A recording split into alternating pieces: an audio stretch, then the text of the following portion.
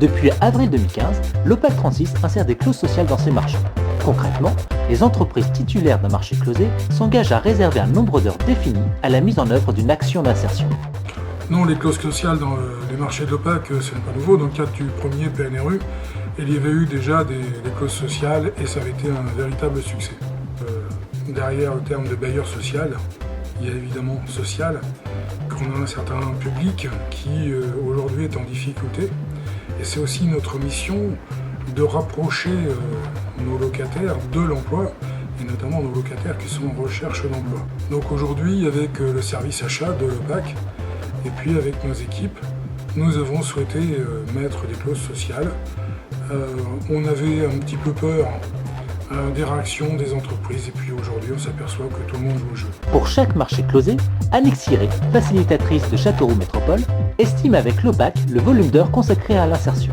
Elle propose également aux entreprises des solutions adaptées à la mise en œuvre de la clause. Mon rôle, c'est d'assurer l'interface entre tous ces acteurs, de venir en appui pour la mise en œuvre et le suivi de la démarche. C'est un service qui est proposé par Châteauroux Métropole, à destination de tous les donneurs d'ordre qui le souhaitent. Initiées en 2015, les clauses sociales se sont largement renforcées en 2016. Le volume d'heures a doublé en à peine une année. Les modalités de mise en œuvre sont nombreuses. En 2016, sur 48 personnes bénéficiaires, tous les publics et tous les âges sont représentés. L'entreprise Triangle, avec qui nous travaillons, nous a proposé 5 personnes qui répondaient aux critères de la clause d'insertion. Et parmi ces 5 personnes, suite à un entretien au sein de nos bureaux, nous en avons sélectionné 2 pour pouvoir participer au chantier de l'OPAC. Ils se sont très bien intégrés et adaptés au chantier et ça a été, je pense, pour eux aussi un plaisir de revenir sur le marché du travail. Suite à la fin du contrat d'insertion que l'on a fait sur le chantier de l'OPAC, nous avons décidé d'embaucher par intérim les 2 personnes afin de terminer le chantier. Le plus gros bénéfice, c'est que l'entreprise a quand même un rôle social. Et donc c'est avec vraiment toujours grand plaisir qu'on va essayer d'aider les personnes en difficulté sans emploi à se remettre un petit peu sur le marché du travail. Donc voilà, je m'appelle Jordan Pognot, j'ai 25 ans, je suis Châteauroux depuis début juin. J'ai été contacté via l'agence d'intérim qui s'intitule Triangle. Ils m'ont appelé, j'ai accepté directement. Et vous aviez une expérience dans ce domaine? Non, pas du tout. Donc du coup, vous avez été formé sur le tas. Sur le tas. Vous pensez que cette expérience va faciliter votre recherche d'emploi? Ah oui, oui. Pour là, puis pour ailleurs. L'entreprise est habituée à répondre à ce type d'appel d'offres avec des clauses d'insertion. Je l'ai vécu sans aucun problème, puisque sur l'agglomération de Châteauroux, je pensais qu'il n'y aurait absolument pas de difficulté à trouver des jeunes qui auraient la volonté de s'insérer dans l'entreprise. Et traditionnellement dans l'entreprise, depuis un certain nombre d'années, on pratique la clause d'insertion avec Inserjeune pour le traitement de nos déchets. Donc on a une démarche de collaboration qui date déjà de plusieurs années.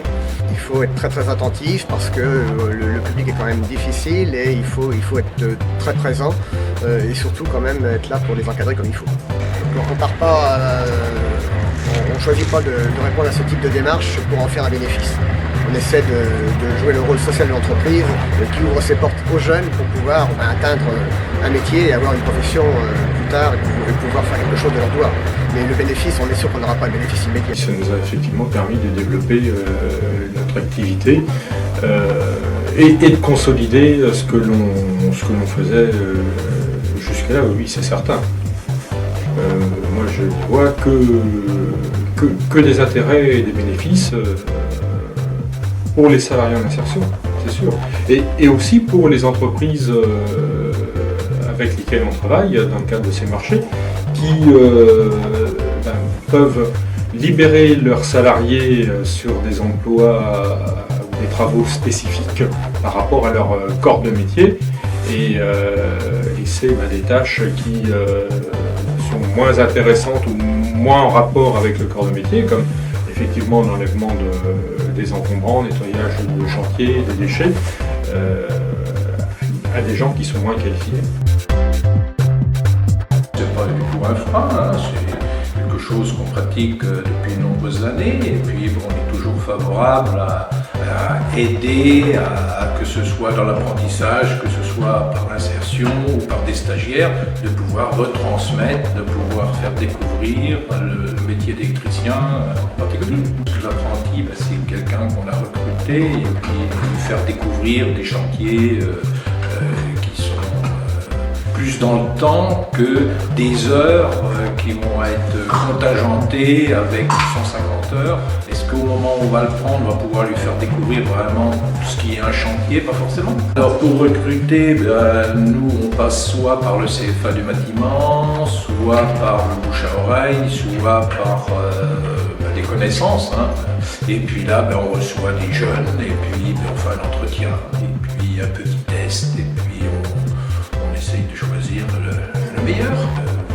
De former un apprenti, c'est toujours dans l'espoir et dans l'idée d'en faire un compagnon. Au jour d'aujourd'hui, il y a des chefs de chantier qui ont été apprentis chez nous il y a 20 ans.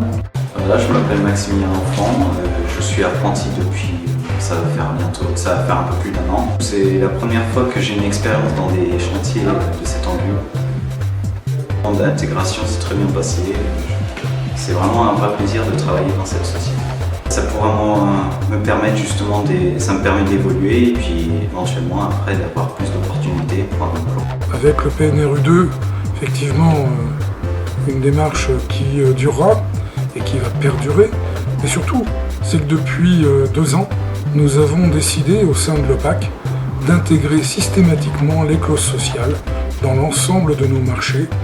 C'est un succès parce que d'abord on a eu la chance d'avoir Madame Ciré qui a été le facilitateur et puis nous avons des entreprises qui ont véritablement joué le jeu et je pense que là il faut que tout le monde soit remercié. Nous avons tous besoin les uns des autres, que ce soit les locataires, les entreprises, les collectivités et l'OPAC. Nous sommes tous unis pour ramener les gens vers l'emploi et donc avec ces clauses, je pense que c'est un bon moyen aussi de faire découvrir à un certain nombre de personnes que les métiers du bâtiment en général sont aussi aujourd'hui des ouvertures en termes d'emploi.